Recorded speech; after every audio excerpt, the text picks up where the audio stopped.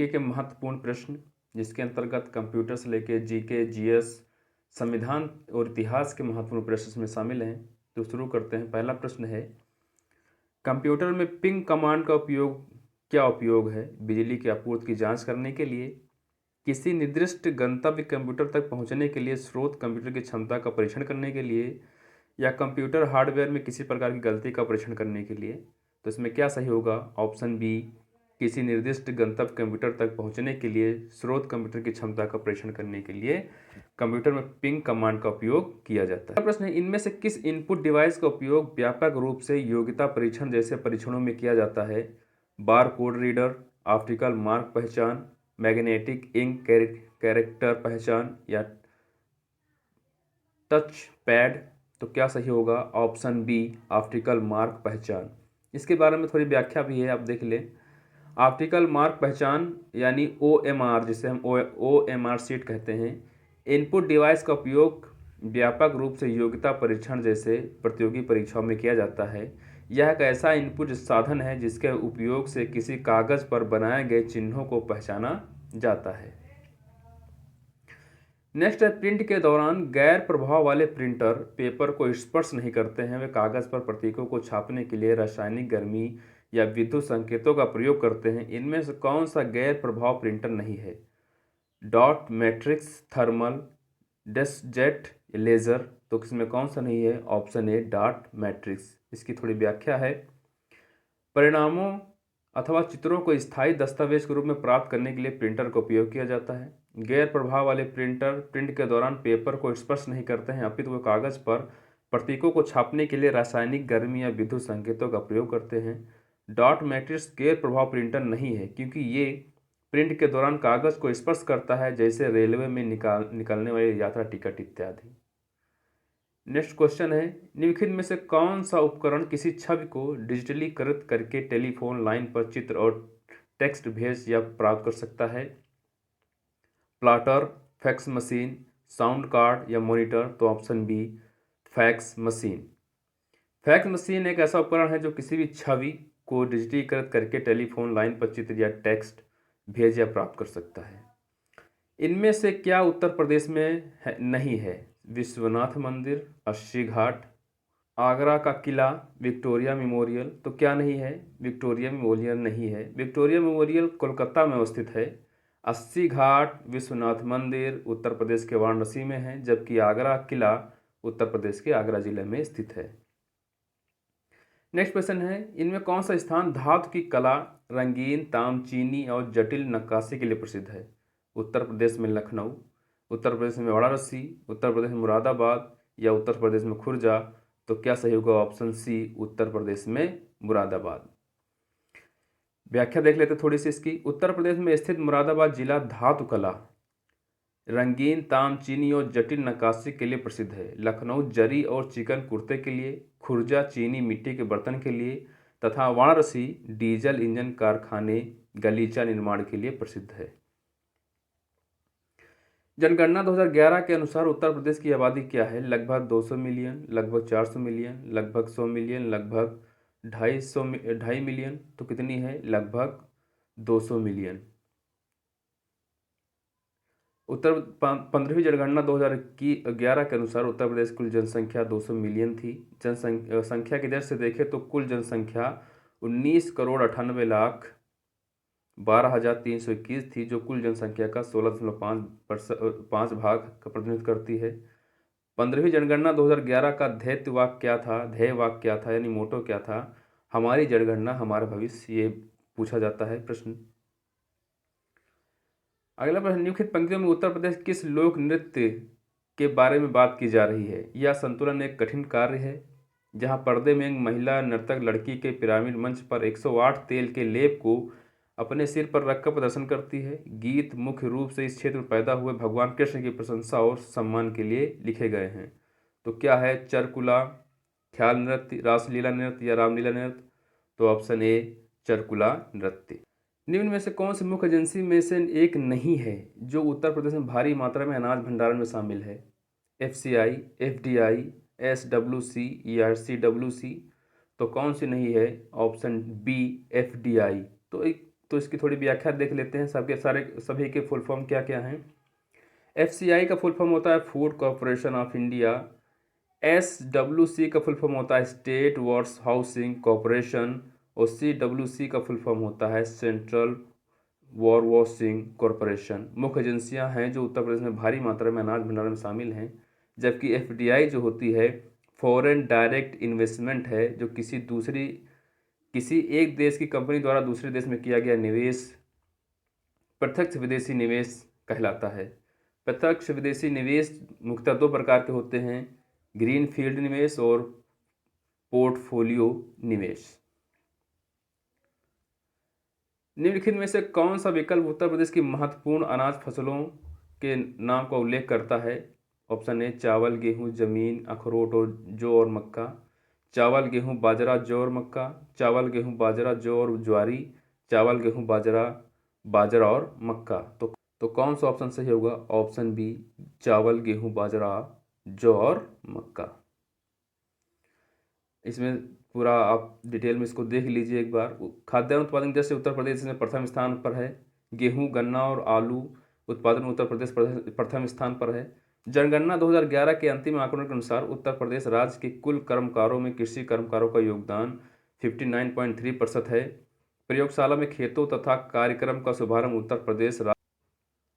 पाली में बौद्ध ग्रंथों को आमतौर पर त्रिपिटक यानी थ्री फोल्ड बास्केट कहा जाता है। इनमें से कौन सा त्रिपिटकों में शामिल नहीं है।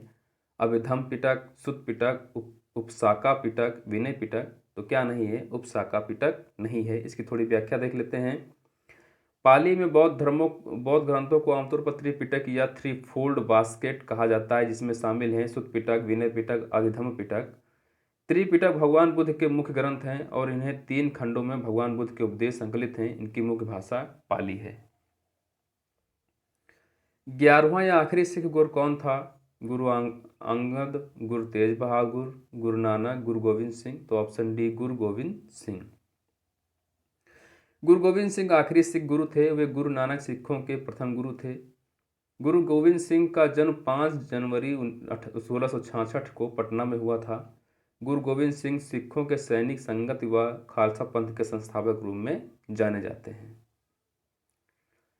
दी गई जानकारी से राजवंश की पहचान करें। कौन सा राजवंश है। पुष्पमित्र ने इस वंश की स्थापना की।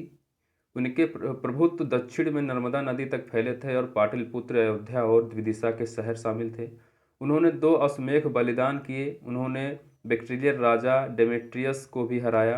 राजवंश का 5वां राजा भागभद्र था। पतंजलि के गौरव ग्रंथ महाभाष्य इस समय के दौरान लिखे गए थे। तो कौन सा वंश था। कर्णव वंश, दास वंश, चोल वंश, शुंग वंश। तो ऑप्शन डी शुंग वंश। व्याख्या देख लेते हैं। मौर्य वंश के अंतिम शासक बृहद्रथ को उसके ब्राह्मण सेनापति पुष्यमित्र ने मारकर मगध में शुंग वंश की स्थापना की। शुंग वंश का अंतिम सम्राट देवभूत था। शुंग वंश के समय ही भागवत धर्म की विशेष उत्पत्ति हुई थी। हर्षवर्धन ने 5 इंडीज को अपने नियंत्रण में लिया। इनमें से कौन सा 5 इंडीज था। पंजाब, कन्नौज, बंगाल, बिहार, जयपुर। पंजाब, कन्नौज, बंगाल, बिहार और उड़ीसा। पंजाब, कन्नौज, बंगाल, उत्तर प्रदेश, उड़ीसा। राजस्थान, कन्नौज, बंगाल, बिहार, उड़ीसा। तो क्या होगा। ऑप्शन बी सही होगा। कौन कौन से थे। पंजाब, कन्नौज, बंगाल, बिहार और उड़ीसा। हर्षवर्धन को बादामी के चालुक्य वंशी शासक पुलकेशिन द्वितीय से पराजित होना पड़ा। हर्षवर्धन ने अपने साम्राज्य का विस्तार जालंधर, कश्मीर, नेपाल तथा वल्लभीपुर तक कर लिया था। अकबर के 9 रत्नों के बारे में इनमें से कौन सा सही ढंग से मेल नहीं खाता है।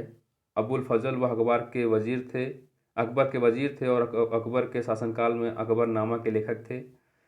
राजा मान सिंह वह अकबर के वित्त मंत्री थे। अब्दुल रहीम खान ई खाना वह कवि थे और अकबर के भरोसेमंद देखभाल करने वाले बेटे बैरम खां के पुत्र थे।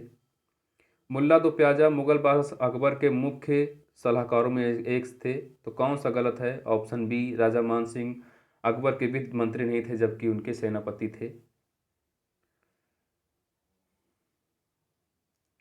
इनमें से कौन सा टेक्टोनिक प्लेट के मूवमेंट या शिफ्ट के कारण होता है। जहां ये टेक्टोनिक प्लेट मिलते हैं, चक्रवात, बाढ़, भूस्खलन या भूकंप। तो ऑप्शन डी भूकंप। थोड़ा विस्तार देख लेते हैं इसका। भूकंप के आने का मूलभूत कारण टेक्टोनिक प्लेटों का संचलन है। ये भौगोलिक परिघटना सर्वाधिक उस स्थान पर घटित होती है जहां ये टेक्टोनिक प्लेट आपस में मिलते हैं। भारतीय उपमहाद्वीपीय का उत्तर पश्चिमी प्रदेश भूकंप ग्रहणशील है, जिसका मुख्य कारण प्लेटों के सीमांत पर इनकी अवस्थिति है। दुनिया को समय क्षेत्रों में बांटा गया है। इस समय क्षेत्र की कुल संख्या क्या है? 12, 24, 48, 6। तो कितनी है? Option B 24।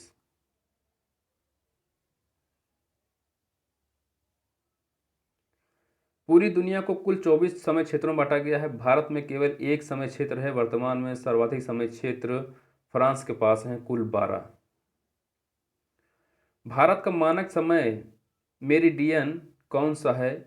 82.5 डिग्री ईस्ट देशांतर, 37.6 मिनट नॉर्थ देशांतर, 68.7 मिनट ईस्ट देशांतर, या 97 डिग्री 25 मिनट ईस्ट देशांतर। तो क्या होगा? ऑप्शन ए 82.5 डिग्री ईस्ट देशांतर।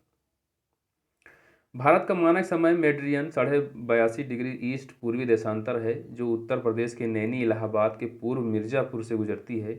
मानक समय रेखा भारत के 5 राज्यों उत्तर प्रदेश, मध्य प्रदेश, छत्तीसगढ़, उड़ीसा व आंध्र प्रदेश से गुजरती है। इनमें से कौन सा महान हिमालय या हिमाद्री में पर्वत शिखर नहीं है? Mount Kanchenjunga, mount Makalu, mount Nag Tibba, mount Nanda Devi. तो ऑप्शन सी क्या नहीं है? Mount Nag Tibba. Mount Kanchenjunga, mount Makalu और माउंट नंदा देवी महान हिमालय या हिमाद्री के पर्वत शिखर हैं। इनके अन्य प्रमुख पर्वतों में माउंट एवरेस्ट, धौलागिरी, मंसालू, चोओयू, नंगा पर्वत व अन्नपूर्णा है। इस श्रेणी में बहुत कम दर्रे हैं जो सामान्यतः 2500 मीटर से अधिक ऊंचे होने के कारण वर्षा के अधिकांश समय आच्छादित रहते हैं। इनमें से कौन से भारतीय क्षेत्र की एक खाड़ी नहीं है? कच्छ की खाड़ी, कंबे की खाड़ी या खंबात खाड़ी, मन्नार की खाड़ी, कबात की खाड़ी। तो क्या होगी? ऑप्शन डी अकाब की खाड़ी। कच्छ, खंभात व मन्नार की खाड़ियाँ भारतीय भौगोलिक क्षेत्र में स्थित हैं, जबकि अकाबा की खाड़ी लाल सागर के उत्तरी भाग में सिनाई प्रायद्वीप से पूर्व में तथा अरब की मुख्य भूमि से पश्चिम में स्थित है। अकाबा खाड़ी किनारे मिस्र, इजराइल, जॉर्डन व सऊदी अरब देश स्थित हैं। इनमें से कौन सा यूरोपीय देश है? बुल्गारिया, सूडान, बेनिन, घाना। तो ऑप्शन ए बुल्गारिया यूरोपीय महाद्वीप का एक हिस्सा है। इसकी राजधानी सोफिया है। इसके पूर्व में काला सागर अवस्थित है। बुल्गारिया लेव इसकी आधिकारिक मुद्रा है। भारत के इन पड़ोसी देशों में से कौन सा देश गलत तरीके से अपने राष्ट्रीय खेल से मेल खाता है? अफगानिस्तान बुजकाशी, बांग्लादेश क्रिकेट, भूटान तीरंदाजी, नेपाल वॉलीबॉल। तो ऑप्शन क्या होगा? बी सही होगा, यानी गलत होगा। बांग्लादेश में क्रिकेट नहीं खेला जाता है, जबकि बांग्लादेश का राष्ट्रीय खेल कबड्डी है। थोड़े यहाँ राष्ट्रीय खेल देख लेते हैं। भूटान का राष्ट्रीय खेल तीरंदाजी, नेपाल का वॉलीबॉल, श्रीलंका का वॉलीबॉल, पाकिस्तान का हॉकी और भारत का हॉकी। बारिश की छाएं तब बनाई जाती हैं जब हवाएं नमी को ऊपर उठाने के लिए तेजी से बढ़ती हैं। जहां हवा ठंडी होती है और बारिश या बर्फ के रूप में अपनी नमी को वेग से नीचे गिराने के लिए संघनित होती है। इनमें से कौन सा वर्षा छाया प्रभाव नहीं बनाता है? क्यू का हवाई द्वीप, कैलिफोर्निया में डेथ वैली, भूमध्य सागर के तटीय क्षेत्र या हिमालय। तो क्या होगा? ऑप्शन सी भूमध्य तटीय क्षेत्र वर्षा छाया प्रभाव से नहीं बनता है। ध्यातव्य है कि पूर्वी भूमध्य सागरीय क्षेत्र में तुर्की स्थित टारस पर्वतीय क्षेत्रों में वर्षा छाया प्रभाव का निर्माण होता है। भारतीय संविधान के किस संविधान संशोधन अधिनियम ने मतदान की उम्र 21 से घटाकर 18 वर्ष कर दी थी? 1992 का 73वां संविधान संशोधन, 2002 का 86वां, 1993 का 74वां, 1979 का 61वां संविधान संशोधन।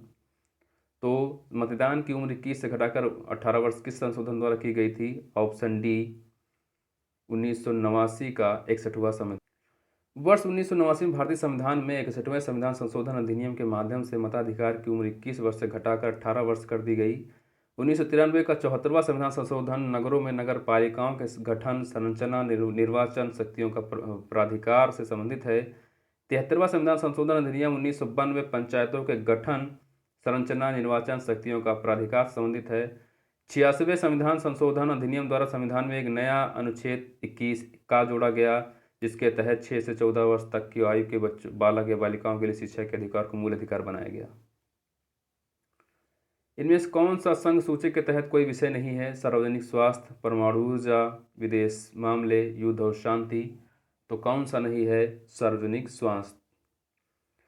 सार्वजनिक स्वास्थ्य विषय राज्य सूची का विषय है। परमाणु ऊर्जा, विदेशी मामले, युद्ध और शांति संचार संघ सूची के मुख्य विषय हैं। संघ सूची में कुल 97 विषय सम्मिलित हैं, जबकि राज्य सूची में 66 विषय, समवर्ती सूची में 47 विषय सम्मिलित हैं। कृषि में नवाचार और उद्यमिता को बढ़ावा देने के उद्देश्य से भारत सरकार स्टार्टअप और उन्हें संभावित निवेशकों से जुड़ने में सक्षम बनाने के लिए एक नया कार्यक्रम शुरू कर रही है। इस कार्यक्रम को क्या कहा जाता है? PMFBY, एग्री उड़ान, PMKSY या एग्मार्कनेट। तो क्या होगा? ऑप्शन बी, एग्री उड़ान। कृषि में नवाचार और उद्यमिता को बढ़ावा देने के उद्देश्य से भारत सरकार ने स्टार्टअप और उन्हें संभावित निवेशकों से जोड़ने में सक्षम बनाने के लिए 4 अगस्त 2017 को एग्री उड़ान कार्यक्रम का शुभारंभ नई दिल्ली में किया है। निम्नलिखित में से कौन सा संसद कार्य नहीं है? संसद विधायी और वित्तीय कार्य करती है। इसके अलावा यह कार्यकारी को भी नियंत्रित करती है और इसकी जवाबदेही सुनिश्चित करती है। संसद द्वारा चुनावी कार्य करती है, क्योंकि वह भारत के राष्ट्रपति और उपराष्ट्रपति का चुनाव करती है। और यह 80 संसद में संविधान में परिवर्तनों पर चर्चा करने और लागू करने का अधिकार है। ऑप्शन डी, संसद के पास कोई न्यायिक कार्य नहीं है और राष्ट्रपति, उपराष्ट्रपति और सुप्रीम कोर्ट और उच्च न्यायालयों के न्यायाधीशों को हटाने के लिए मंत्रियों के परिषद जिम्मेदार है। तो इसमें क्या होगा? ऑप्शन डी इसके लिए सही होगा। संसद की न्यायिक शक्तियां निम्नलिखित कौन कौन सी हैं? संविधान के उल्लंघन पर राष्ट्रपति को पदमुक्त, उपराष्ट्रपति को उसके पद से हटाया जाना, उच्चतम न्यायालय एवं उच्च न्यायालय के न्यायाधीशों, मुख्य चुनाव आयुक्त, नियंत्रण एवं महालेखा परीक्षक को हटाने के लिए राष्ट्रपति से सिफारिश, अपने सदस्यों या बाहरी लोगों को संसद की अवमानना या विशेषाधिकार को उल्लंघन के लिए दंडित किया जाता है। कोलकाता में भारतीय सांख्यिकी संस्थान की स्थापना किसने की है? RC देसाई, PC महालोनोबिस, दादा भाई नौरोजी, VKRV राव। तो ऑप्शन बी, PC महालोनोबिस। भारतीय सांख्यिकी संस्थान की स्थापना PC महालोनोबिस ने की थी। भारतीय सांख्यिकी संस्थान अनुसंधान, शिक्षण एवं सांख्यिकी के अनुप्रयोग, प्राकृतिक विज्ञान एवं सामाजिक विज्ञान के प्रति समर्पित एवं एक अद्वितीय संस्थान है, जिसकी स्थापना 17 दिसंबर 1931 में कोलकाता में हुई थी। इसके 4 केंद्र दिल्ली, बेंगलुरु, चेन्नई और तेजपुर में अवस्थित हैं। प्राथमिक क्षेत्र में श्रमिक एक वर्ष में ज़्यादातर समय बेरोजगार रहते हैं, इसलिए यदि उनमें से कुछ श्रमिक प्राथमिक क्षेत्र से अन्य क्षेत्रों में स्थानांतरित किए जाते हैं तो कुल प्राथमिक उत्पादन में कोई बदलाव नहीं होगा। इस प्रकार की बेरोजगारी को जाना जाता है अल्पकालिक बेरोजगारी, अंतर्निहित बेरोजगारी, अस्थायी बेरोजगारी, संगठित बेरोजगारी। तो ऑप्शन बी, अंतर्निहित बेरोजगारी। इनमें से कौन सा महात्मा गांधी का आर्थिक विचार नहीं है? गैर हिंसक अर्थव्यवस्था, विकेंद्रीकरण, कुटीर उद्योग, मशीनरी और नवीनतम तकनीक का अधिकतम उपयोग, गांवों या गांव सर्वोदय का पुनर्जन्म। तो ऑप्शन बी सही होगा, मशीनरी एवं नवीनतम तकनीक का अधिकतम उपयोग। ये वीडियो आपको कैसा लगा हमें कमेंट में जरूर बताइएगा। अगर आप चैनल पर नए हैं तो चैनल को सब्सक्राइब कर लीजिए। धन्यवाद।